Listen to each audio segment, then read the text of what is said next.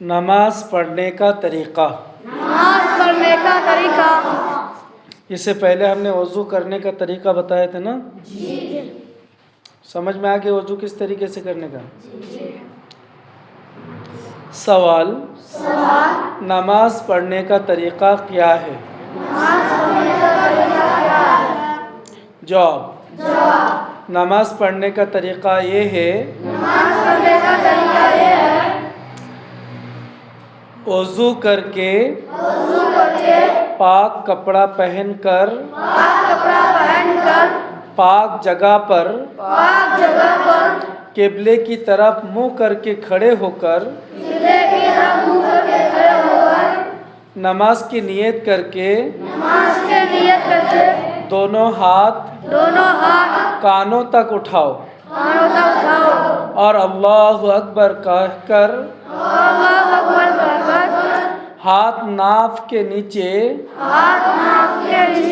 باندھ لو۔ بات سمجھ میں آ گئی نا؟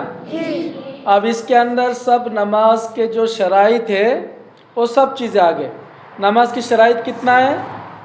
نمبر 1 جگہ کا پاک ہونا، نمبر 2 کپڑوں کا پاک ہونا، نمبر 3 بدن کا پاک ہونا، نمبر 4 سطر کا چھپانا، نمبر 5 قبلہ رخ ہونا، نمبر 4 نماز کا وقت ہونا، نمبر 7 نیت کرنا۔ یہ 7 باتیں ہیں نا؟ تو یہ 7 باتیں اس کے اندر آ گئی۔ اب ہم نے اللہ اکبر کہہ کر ہاتھ کو ناپ کے نیچے باندھ لو اور دائیں ہاتھ اوپر اور بائیں ہاتھ کو اس کے نیچے رہے۔ نماز میں ادھر ادھر نہ دیکھو، نماز میں پڑھو، نماز میں ادھر ادھر نہ دیکھو، ادب سے کھڑے ہو، ادب سے کھڑے ہو۔ ہاں، خدا تعالیٰ کی طرف دھیان رکھو، خدا تعالیٰ کی طرف دھیان رکھو۔ اس کا مطلب یوں سمجھو، یا تو یہ سوچو کہ اللہ تعالیٰ کو میں دیکھ رہا ہوں، اللہ تعالیٰ کو میں دیکھ رہا ہوں، یا میں اللہ تعالیٰ کے سامنے کھڑا ہوں۔ کس کے سامنے کھڑا ہوں؟ اللہ تعالیٰ کے سامنے کھڑا ہوں۔ دنیا کی بادشاہ کے سامنے کھڑے ہونے کے لیے انسان کتنا احتیاط کرتے ہیں نا؟ جی۔ لیکن ہم جو پورے دنیا کے بادشاہ ہیں، ہم اس کے سامنے کھڑے ہو رہے ہیں تو کتنے مہذب سے کھڑے ہونا چاہیے؟ تو سمجھ میں آئی نا؟ اور اللہ تعالیٰ تو ہم کو ہر حال میں دیکھ رہے ہیں نا؟ جی۔ ہم یہاں بھی ہے تو اللہ تعالیٰ ہم کو دیکھ رہے ہیں، ہم کہاں بھی ہے تو اللہ تعالیٰ ہم کو دیکھ رہے ہیں۔ ہاتھ باندھ کر سنا سبحانک اللہم وبحمدک وتبارک اسمک وتعالی جدک ولا الہ غیرک۔ اس کا ترجمہ ہم پہلے پڑھا چکے ہیں سبق میں۔ پھر تعوذ، یعنی اعوذ باللہ من الشیطان الرجیم،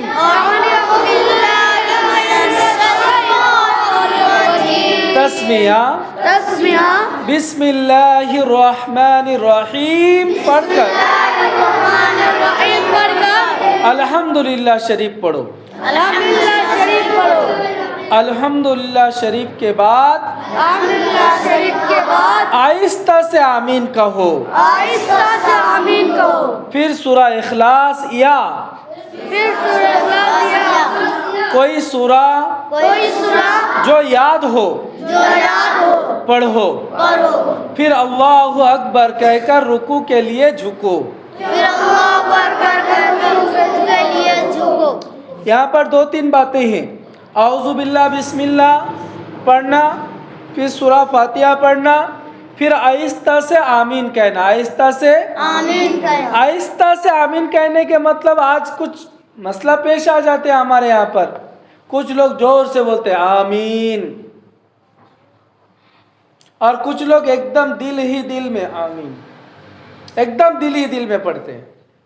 لیکن پڑھنا کیسے چاہیے؟ اس کا ایک مثال ہمارے استاد اکثر فرمایا کرتے تھے۔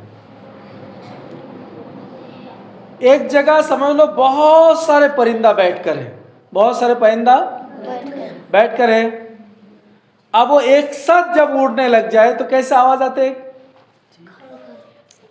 کر کے آواز آتے نا. تو سب مصلی ایسا آمین کہے کہ ایسا ہی آواز ہو. سمجھ میں آئی نا؟ میں ایک دم دل ہی دل میں بھی نہیں پڑھنا ہے اور ایک دم زور سے بھی نہیں پڑھنا ہے، دھیمی انداز میں، دھیمی انداز. سمجھ میں آئی بات؟ مسئلہ سمجھ میں آ گئی؟ پھر سورت کا ملانا، سورت کے ملانے کے اعتبار سے اس بات کا خیال رکھنا ترتیب اور صحیح رہے، ترتیب اور صحیح رہے. آپ دیکھو آگے،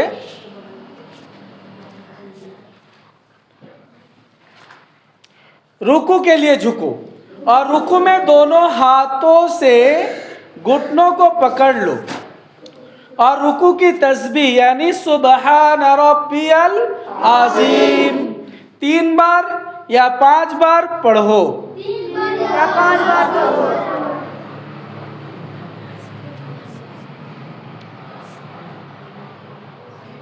ارے تسبیح کیسا پڑھنا ہے؟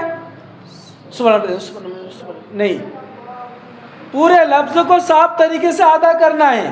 سبحان ربی العظیم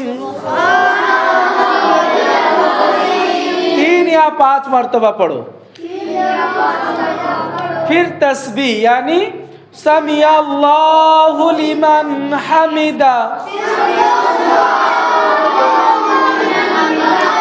کہتے ہوئے سیدھے کھڑے ہو جاؤ. تحمید یعنی ربنا لک الحمد پھر پڑھ لو. پھر تکبیر کہتے ہوئے سجدے میں اس طرح جاؤ کہ پہلے دونوں گھٹنے زمین پر رکھو،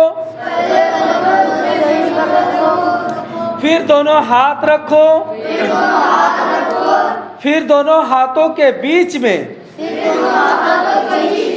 پہلے ناک پھر پیشانی زمین پر رکھو. سجدے کی تسبیح یعنی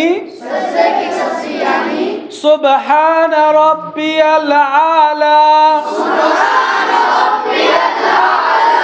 3 یا 5 مرتبہ کہو.